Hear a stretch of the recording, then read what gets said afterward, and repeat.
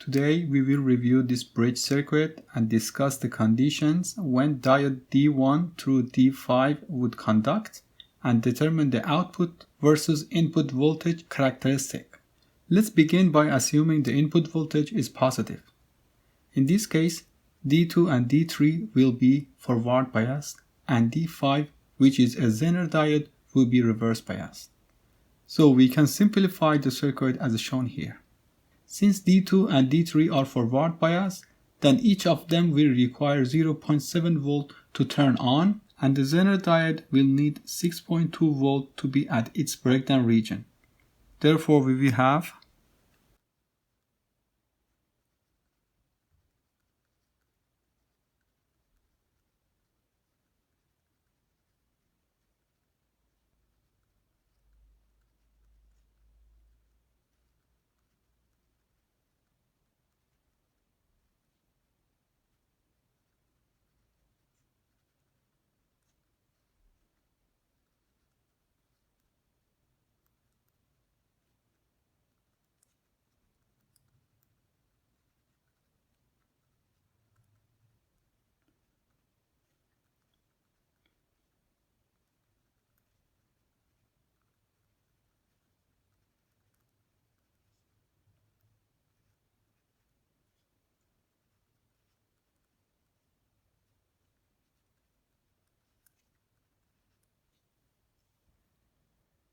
So for any input voltage greater than 7.6 volt, the output will be held at 7.6 volt.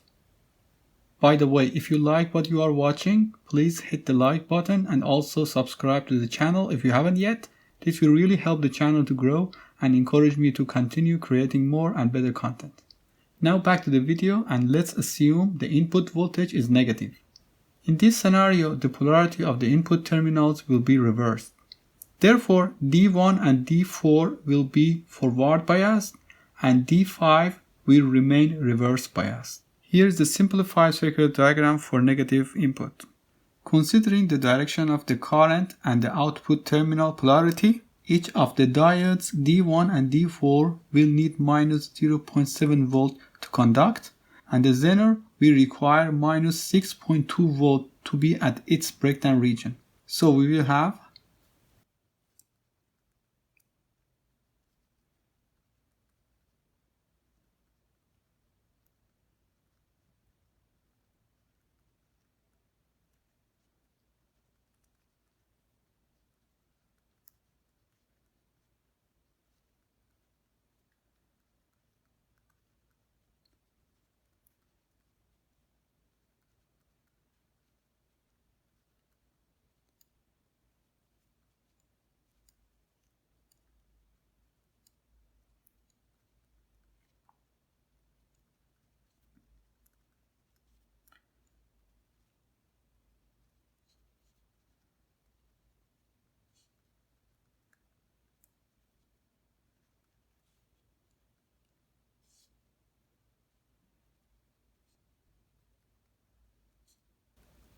So for any input voltage smaller than negative 7.6 volt, the output will be held at minus 7.6 volt.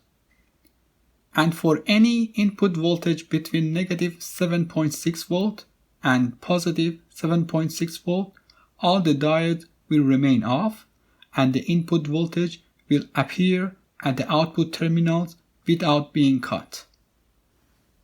I hope you enjoyed watching this video. I will be making more videos on diodes and clipping circuits. So please subscribe and hit the notification bell if you would like to get notified when I publish those videos.